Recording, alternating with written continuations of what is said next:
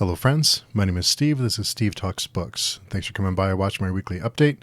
It's where I talk about what I've been reading, what I'm going to read, what I won't get to, and everything else in between. If you'd like to connect with me, the best place is on our website, pagechewing.com. That's where we have our blog and our forum where we chat about all sorts of interesting things like nose hair extensions and books. We have a few new members there, so I want to thank all of you who have been, participating in the conversations there. It's been great seeing more activity there. So that's one place to find me. The other place is on Vero at that one MFer, and also on Twitter at Steve Talks Books. The Twitter stuff is almost all book related stuff, and on Vero I post a little bit more variety on Vero. So this week I did finish The Hellborn King by Christopher G. Brenning, and we will be talking about this book next Saturday on the channel with Christopher and some guests. So this one caught me by surprise a little bit. The prologue, I love the prologue. It lets you know right away what kind of ride you're going to be in. And it's bleak, but it's not too bleak. I don't think it's too dark. It's not too dark on the darkness scale. It is pretty dark. There are some deaths. There's some battles. There's lots of things being set up here. And I enjoyed it quite a bit. The only thing that I could say is it's a little bit wordy. Sometimes it over-explains things. But overall, it was a fun ride, and I enjoyed it. The end caught me by surprise a little bit, but I did enjoy it. It was a fun read, and looking forward to talking about that and getting into spoilers next Saturday. Also, I did finish book 1 of House of Chains, and man, I don't know if it's because there's not so many character or points of view changes. It focuses on a certain set of characters and a certain character specifically. It doesn't jump around so much like the other books did. And I think this is the most fun I've had reading a Malazan book, because the other books, some of the books I really enjoyed, like Gardens of the Moon and Dead House Gates I really enjoyed. But while reading it, I was trying to kind of get my bearings straight. And by the end, I enjoyed it. But during, I was kind of a little lost at times. But in House of Chains, I loved it. I loved the first book. We read the first portion. We're going to be discussing that tomorrow. I was going to do a live stream for that, but I think we're going to do like a private stream, and then I'll post the video after, just because I want to avoid spoilers for the whole book. We're just talking about book 1. It's like the first part. We aren't going to be talking about the entire book. So that link to watch, or in the future, those links will be on the calendar on the forum, and you can watch either on YouTube and participate in the chat, or you can jump on stream with us. But we wanted to do that to not leave it too public to where we get spoiled, because we haven't read the entire book yet, and that's not to say anyone would be malicious. You just may not know that we're reading just book 1, so I wanted to try and avoid getting spoiled on anything later on. The last part will probably be a live stream, but we'll cross that bridge when we get there.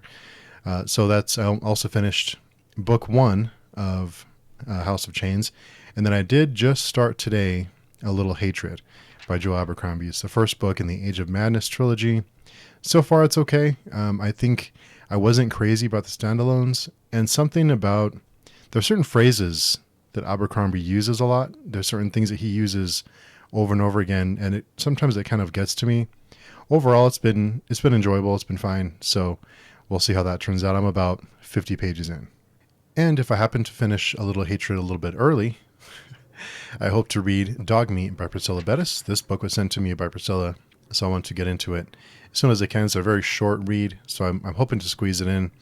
My November is packed. I have a ton of discussions at the tail end of November, so I'm going to be reading a few early. So I need to get kind of some momentum going into the month. But there's some big chunkers in there, like Wall of Storms. Like I think it's like 1,000 pages long, so I need to get a head start on that. So as soon as I finish Dog Meat, I'll start on those 4 books that I have to finish next month. That'll be a fun time.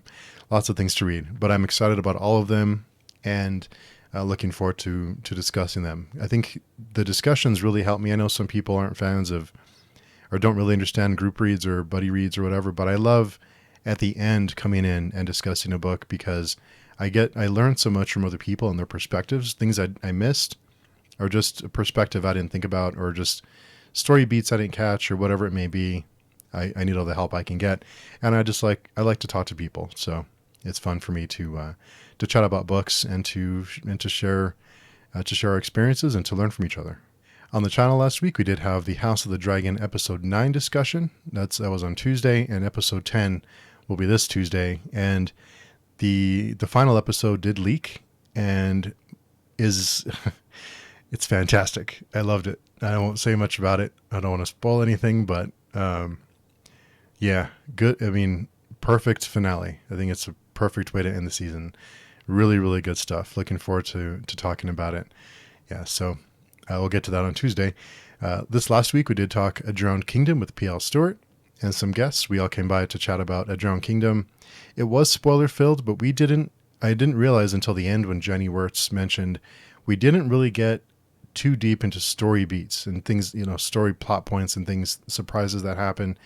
So if you happen to catch some of that, there's still a lot in the book that we did not discuss, did not spoil. So it is spoiler-filled, but there's a lot more to the book that we didn't cover just because we were getting up on 2 hours and people had to start their days, so we weren't able to go too long. But there's still a ton to be discussed with that book. The House of Chains discussion will be posted on Monday. I will have a book review on Wednesday. And also on Friday, we'll have the Prince of Nothing, or the Warrior Prophet discussion. We'll wrap up the Warrior Prophet with Katarina and Daniel. And then at that night, we will have the Friday conversation with Mike Thorne, Neil Howell, and Randy Nickel Schroeder. So some guests coming by, some horror authors to come and chat horror and their work and just to have a good time. So looking forward to that. Also on Saturday at 7 p.m. Eastern Standard Time, we will be talking The Hellborn King with Christopher G. Brenning and our friend Chris Moen and Blaze from Under the Radar SSF Books. Also a couple of group reads coming up I wanted to mention. We are reading Sons of Darkness, and we'll be meeting with Gaurav Mohanty on November 27th. We also have Age of Madness. That'll be on Yolene's channel with Jose next Sunday morning. And also the Wall of Storms discussion with Ken Liu is scheduled for November 20th. I think there's 1 or 2 spots left on that one, but we're getting close to being full. So if you'd like to join on stream, be sure and RSVP on our forum calendar so we save your spot. Also wanted to quickly mention, I did pass 5,000 downloads on the podcast. It makes me really happy when people use it because I pay for hosting every month. And usually I go over my allowed allowance. So it was like a fee for every hour extra that you go over, and I have the biggest plan, and I like doing it because people seem to be listening, at least a few people. So it makes me really happy to see that the podcast is somebody's listening. So thank you to all of you who have been listening and downloading and sharing and all that stuff. It means a lot to me. It's a cost that I pay, but I'm glad that people are getting enjoyment out of it. But thank you again for everyone who is supporting the channel and the podcast. I really appreciate it. Also, I had an idea that I wanted to run past everyone. I did try something similar when I first launched the channel, but I was thinking maybe you'd give it another try. My idea is in 2023, starting in January, every month we would have a nomination process. People would nominate books.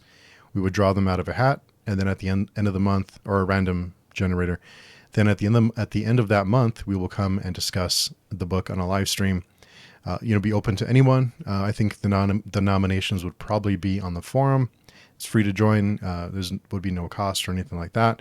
It's just an easy place to do it all in one central location, do all the planning and everything there. But let me know if you'd be interested in that. I think we could do just random stuff. Maybe certain months we can do certain genres, or have a month of silly things. There's a lot we can do. We can do comics. We can do manga, we can do all kinds of stuff. So if that's something you're interested in, let me know down below if that's something that you might be interested in. I think in January, we'll see if we have enough interest and, give it a shot. Maybe we can even limit page counts or something to make it not so long, so it's not so much of a commitment. And if we do pick a book, one of a series, we can decide to continue or not continue as a group. We'll figure all those details out, but let me know if you're interested, if that sounds of interest to you. I think that might be fun. And maybe we can come up with a clever name for it too. I'm really bad about names. So open to ideas there as well. And this week we had been watching Firefly, and we did watch Serenity. And the movie is okay. There's a few things in the movie that kind of bothered me. Some of the characters make some decisions that are contrary to things they said and they did in the series. And I think the things they did were just to move the story along, and they didn't really make sense. I won't get into too much detail, but little things, nothing major. But overall, I did enjoy watching the movie again. And again, I'm just a little bit bummed that it's over. That it had a time and a place, and that time and place is gone. So it's disappointing that we missed out on other stories in that world. I thought there was talk about doing some kind of like a reboot with new people, but I don't know. I think sometimes you just need to leave them alone and kind of let them stand on their own. I think that's probably one of those things we should just we have the episodes and we have the movie and just kind of leave it at that. So my question for all of you this week is spooky season related. Seems like it fits the October feel. And that is, if the zombie apocalypse started today, what would be your weapon of choice? This is one of my favorite interview questions. It's kind of something lighthearted and easy and fun.